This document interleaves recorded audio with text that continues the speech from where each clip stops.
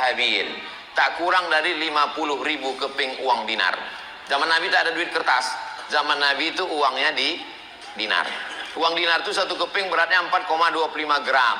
4,25 gram emas itu kalau sekarang 4 juta sekian. Karena 1 gram sekarang sudah 1 juta sekian. Tapi karena kita udah lama kenal, harga lama aja lah, 2 juta aja lah. 50.000 keping kali 2 juta. Kalau di total sekarang rupiah berapa dapat Nabi waktu perang Badar tahun kedua itu? 50.000 keping kali 4,25 gram kita hargai 2 juta. 100 miliar. 100 miliar itu berapa persen untuk Nabi? Wa'lamu annama ghanimtum min syai'in fa inna lillahi khumusahu. Nabi Muhammad mendapat jatah rampasan perang khumus, khamsah 5, khumus 1/5, 20%. 20 miliar dari perang Badar. Tapi duit kita nyanyikan itu aja ya. Pergilah kau, jangan ganggu. Silakan. Multi industri Muslim, Bang. Multi industri. Iya, multi industri.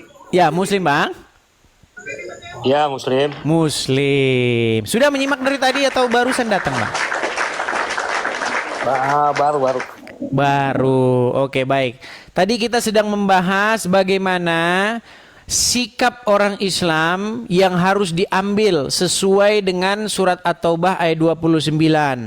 Menurut surat At-Taubah 29, kalian diperintahkan untuk memerangi orang-orang yang tidak beriman kepada Allah dan Rasulnya, tidak mengharamkan apa yang diharamkan Allah dan Rasulnya, tidak beragama Islam sampai mereka membayar jizyah. Benar atau salah? Benar. Benar. Berarti tujuan agama Islam adalah untuk memerangi orang-orang yang tidak seiman, betul? Betul. Betul, sampai bayar duit, betul? Nggak tahu, enggak kayaknya. Sampai bayar jizyah di situ. Jizyah itu adalah harta, betul? Ya. Nah, berarti tujuan kalian adalah supaya kalian mendapatkan jizyah atau harta atau upeti, betul nggak? Ya. Iya. Nah, terus apa bedanya dengan ormas preman, Bang? Waduh. Beda lah itu mah, agama sama ormas beda. Oh, intinya sama-sama minta ini ya, minta uang keamanan, betul nggak? Saya mau nanya nih, Bang. Apa itu? Cuman di Alkitab nanyanya.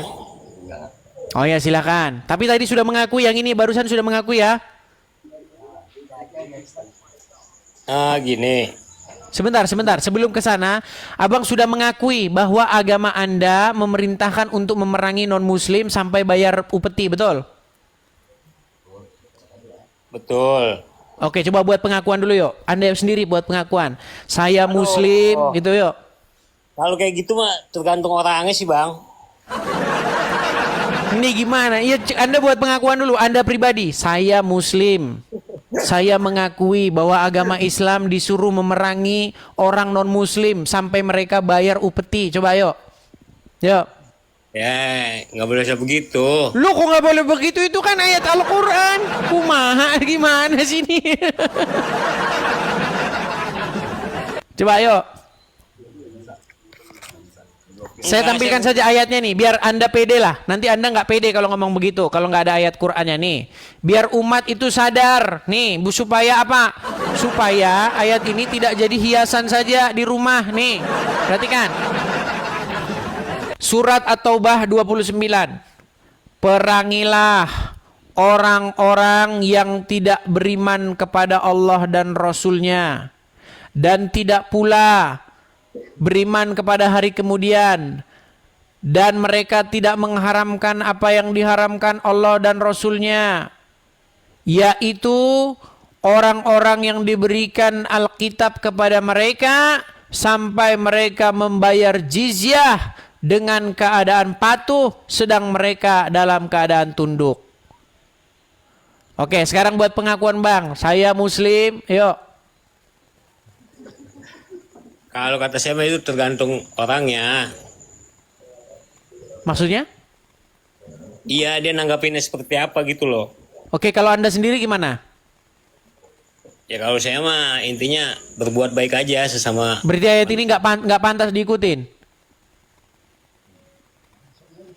Bisa ya bisa enggak, cuman kan kalau Nggak, sama. kalau ayat ini diterapkan gimana? Bagus nggak? Hah? Kalau ayat ini diterapkan bagus nggak? Enggak lah. Nggak bagus. Berarti ayat ini harus dihapus. Enggak juga. Waduh, gimana ini jadinya? Berarti ayat ini jadi pajangan aja. Berat ini Bang ya. Berat ya Bang ya? Berat, saudara-saudara. Gimana Bang? Tapi Anda beneran Muslim ya Bang ya? Bisa baru, tadinya Kristen. Tadinya Kristen. Gimana? Setelah tahu keadaan Islam begitu gimana? Apakah masih tetap mau Islam? Enggak, saya kan pernah baca tuh di Alkitab tuh. Abang mualaf. Iya, Mualaf tahun berapa Bang? baru. Baru mualaf.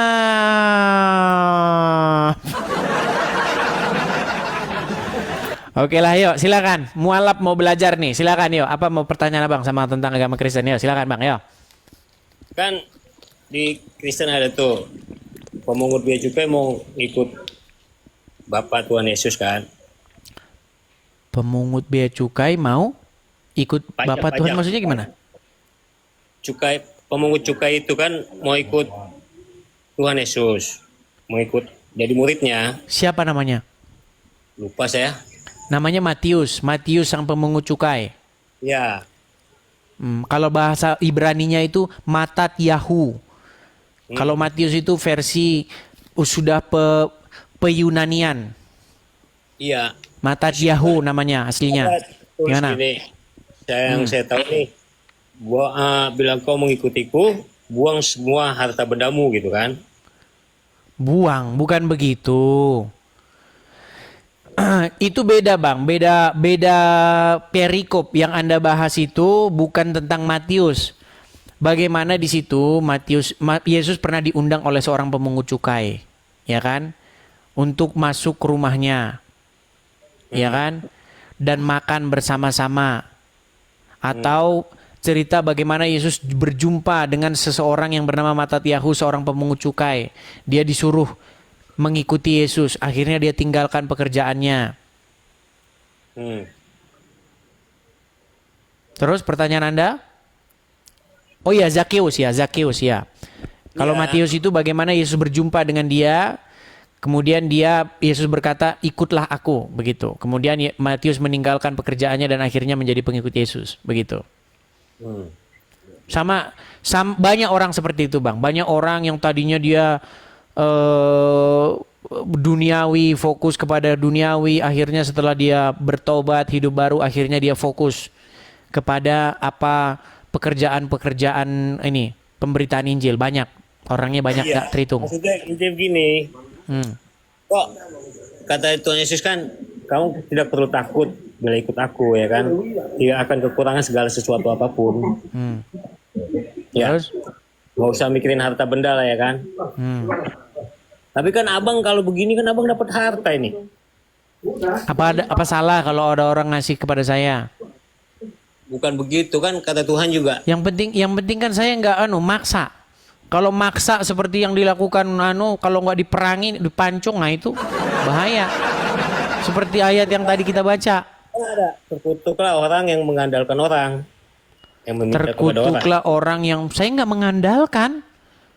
Ya, abang ini mengandalkan lah sesuatu. Enggak mengandalkan. Kalau mereka mau kasih gitu.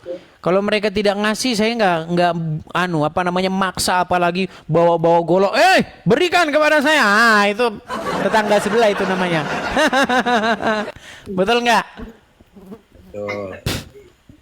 Bang, di dalam Bible kalau abang baca, makasih Bang Jack. Gini, di dalam Bible Yesus pernah berkata, selama kita ini adakah pernah engkau merasa kekurangan? Tidak pernah, selalu dicukupi. Ya. Di dalam Bible tidak pernah Yesus dan murid-muridnya membawa-bawa golok atau membawa-bawa lembing, sepasukan berkuda, bala tentara untuk menakut-nakutin orang. Supaya apa? Supaya masuk jadi pengikut Yesus. Kalau enggak harus setor duit. Enggak ada. Bang, Anda mau tahu siapa Muhammad? Mau tahu siapa Muhammad, Bang? Cuman kan di situ kan maksudnya Enggak, Anda ini kan mualaf. Anda kan lebih senang ngikutin Muhammad. Betul?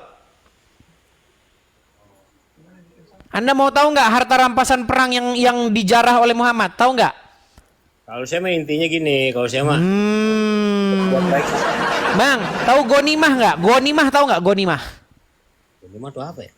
Nih, saya tampilkan ya. Apa itu gonimah? Gonimah itu, Bang, nih saya tampilkan ya. Gonimah. Nih. Saya balikkan kamera saya. Duh, banyak lalat sih. Nih. Gonimah ya. Apa yang dimaksud dengan gonimah? Gonimah itu adalah harta rampasan perang jatahnya Muhammad. Nih, perhatikan. Bentar ya. Nih Bang ya. Nih. Ghanimah, harta rampasan perang di zaman Rasulullah. Nih pedang nih lambangnya nih. Ya. Ada beberapa perang yang terjadi pada masa Rasulullah. Usai perang biasanya akan dibagikan ghanimah, yakni harta rampasan perang.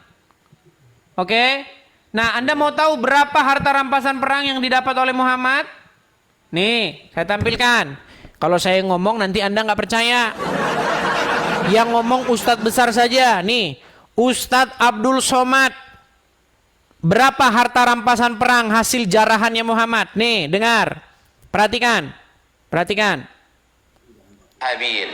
Tak kurang dari 50.000 keping uang dinar. Zaman Nabi tak ada duit kertas.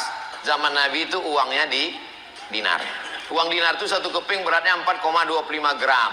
4,25 gram emas itu kalau sekarang 4 juta sekian. Karena 1 gram sekarang sudah 1 juta sekian. Tapi karena kita udah lama kenal, harga lama aja lah, 2 juta aja lah. 50.000 keping kali 2 juta. Kalau di total sekarang rupiah, berapa dapat Nabi waktu perang Badar tahun kedua itu?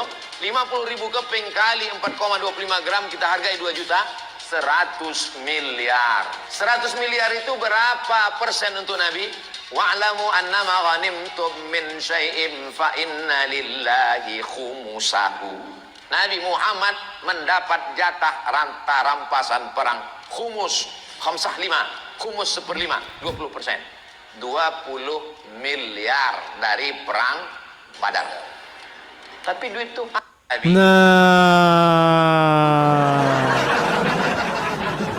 Ghanimah atau harta jarahan perang yang didapat oleh Muhammad itu bermiliar-miliar. Tapi kan itu dibagi-bagi ke fakir miskin. Bagi-bagi parkir miskin. Bang, sama Muhammad dibeliin tanah. Namanya tanah Fadak, tahu? Tanah itu akhirnya jadi rebutan. Nah, makanya itu rebutan itu. Dipaksa. Akhirnya itu ingin dituntut oleh Fatimah anaknya Muhammad. Ya dulu nggak ada surat. Nah, aduh, Anda nggak belajar agama Islam. Muhammad itu punya tanah, namanya tanah Fadak. Tanah itu setelah Muhammad meninggal ingin diambil oleh anaknya Muhammad, namanya Fatimah. Tapi sama Umar, sama Khalifah yang pertama, Abu Bakar, tidak bisa. Itu harus kembali ke tanah itu. Baca sejarah agama Islam. Baca. Itu warisan. Gimana Anda ini? Anda tahu tanah Fadak? Nih ya tanah Fadak. Nih saya tampilkan lagi. Aduh, Umar, saya harus ngajarin orang Islam nih seperti ngajarin anak SD teman-teman ya. Nih ya, tanah Fadak. Nih ya, itu harusnya jadi milik Fatimah. Nih. Perhatikan, saya akan tunjukkan kepada kalian peristiwa tanah Fadak ya.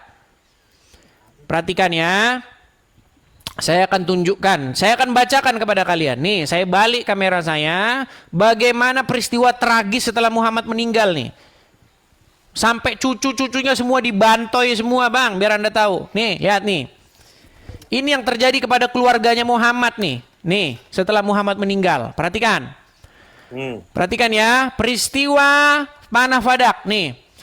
Peristiwa Fadak adalah peristiwa, sebentar ya. Nih, peristiwa Fadak adalah peristiwa perampasan Fadak dari tangan Fatimah. Ya. Oleh Abu Bakar yang terjadi setelah wafatnya Nabi. Abu Bakar berdasarkan hadis Nabi yang dikatakan bahwa perawi hadis tersebut ada hanya Abu Bakar mengklaim bahwa para nabi tidak meninggalkan warisan, namun Fatimah memberikan jawabannya bahwa Nabi telah memberikan Fadak kepadanya sebelum wafat dan ia membawakan 2 orang saksi yaitu Imam Ali beserta Ummu Aiman. Menurut pandangan beberapa ulama Syiah dan sebagian ulama ahlu sunnah mengatakan bahwa pemberian ini terjadi ayat zawil kurba turun dan diperintahkan kepada Nabi untuk memberikannya kepada zawil kurba hak mereka. Ini gambarnya tanah Fadak nih, kebun ya. Nah, dalam sebuah nukilan disebutkan bahwa Abu Bakar menegaskan dalam sebuah kertas bahwa tanah Fadak tersebut adalah milik Syaidah Fatimah SA. Namun Umar mengambil kertas itu dari Fatimah dan merobeknya. Menurut riwayat lainnya bahwa Abu Bakar tidak menerima saksi-saksi yang dibawa oleh Sayyidah Fatimah, putri Nabi saat gugatannya dan suaminya. Ya. Imam Ali AS tidak menuai hasil. Ia pergi ke masjid dan berkhotbah di sana. Dia dalam khotbah tersebut yang dikenal dengan khutbah Fadakiyah, ya, tersebut yang dikenal dengan khutbah Fadakiyah berbicara tentang perebutan kekhalifahan, dan hadis yang dibawakan oleh Abu Bakar mengatakan bahwa Nabi tidak meninggalkan warisan, menyebutnya sebagai hadis yang bertentangan dengan ayat-ayat Quran, dan menyarankan Abu Bakar ke pengadilan Allah di hari kiamat. Dan setelah peristiwa yang memilukan tersebut, Sayyidah Fatimah SA marah pada keduanya, maksudnya Umar dan Abu Bakar, hingga beliau menuai cawan syahadah. Nih, setelah Nabi wafat, Fadak jatuh ke tangan para khulafa dan terus berpindah-pindah dari tangan ke tangan dan seterusnya. Ini panjang nih ceritanya nih. Ini panjang ceritanya.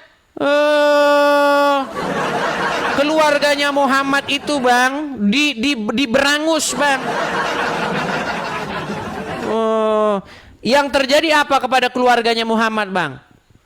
Keluarganya Muhammad diberangus, cucunya Hasan dan Husain. Anda tidak belajar agama Islam, sejarah agama Islam. Puyeng kalau saya. Ya puyeng, gimana taunya apa? Oke lah, belajar lagi ya, Bang ya. Ini saya nanya, kan kalau pengikut Yesus kan nggak usah mikirin harta benda. Iya, akan dicukupkan itu, akan dicukupkan. Iya, kok kamu ini ya nyari? Loh, kalau ada orang memberi, masa nggak boleh? Gimana Anda ini? Maksudnya kalau ada orang memberi ditolak gitu. Jangan. Gitu. Maksudnya nanti siarannya wifi-nya pakai anu aja, jangan. Siarannya pakai anu aja, pakai sinyal dari langit, dari anu. Gitu. Terus ini peralatannya nggak usah pakai peralatan, nggak usah. Pakai anu aja, pakai wajan. Pakai wajan aja gitu. Waduh, ini nekat yang nyata ini orang. Terus tinggalnya anu aja, nggak usah, tinggalnya anu aja, langsung pakai sinar matahari langsung dari langit gitu.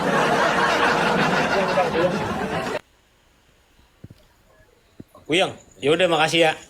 Puyeng, gimana nggak puyeng? Bang, tapi sebentar saya mau tanya, Anda beneran mualaf ini? Beneran mualaf? Hah? Iya. Kapan mualafnya? Tahun berapa? Baru, belum 2 minggu. Dimualafkan di mana? Istiqlal. Istiqlal. Yang memualafkan? Ada Ustadz sama Kiai Haji. Sebelumnya apa? Kristen, Kristen apa? Gereja di mana? Protestan. Nama gerejanya? Di GBI Tampak Siring. Coba saya tes dulu ya. Boleh nggak? Coba Bang ucapin dulu doa Bapak kami, coba. Ayo. Agak lupa dikit nih. Coba ayo. Bapa kami yang di surga, dikuduskan namamu. Terus? Datanglah kerajaanmu. Jadikanlah di bumi seperti di surga. Pantesan mualaf. Udah, tidur Bang, di bawah dulu. Ini kayak gini. Aduh. Halo teman-teman Jagoru, jumpa lagi dengan Jagoru Channel. Diskusi agama adalah ruang penting untuk memperluas pemahaman, baik terhadap keyakinan sendiri maupun terhadap kepercayaan orang lain. Dalam perbedaan tafsir dan praktik, kita diajak untuk menyadari bahwa nilai-nilai seperti kasih sayang, keadilan, dan pencarian kebenaran adalah fondasi yang kerap hadir dalam banyak tradisi keagamaan. Karena itu, dialog yang jujur dan terbuka dapat menjadi jembatan untuk memperkuat toleransi dan menghargai keragaman. Namun, diskusi agama juga menuntut kedewasaan dalam menyikapi perbedaan. Ketika keyakinan bersifat sangat pribadi dan menyentuh aspek yang terdalam identitas seorang, penting bagi setiap peserta diskusi untuk menjaga sikap saling menghormati dan menghindari pemaksaan pandangan. Dengan pendekatan ini, diskusi agama tidak menjadi ajang perpecahan, melainkan menjadi saran memperkaya batin dan memperkuat kemanusiaan bersama. Disclaimer, ini hanyalah diskusi, bukan ajang untuk mencari pemenang atau juara. Jadilah penonton yang baik dan bijak. Tuhan Yesus memberkati.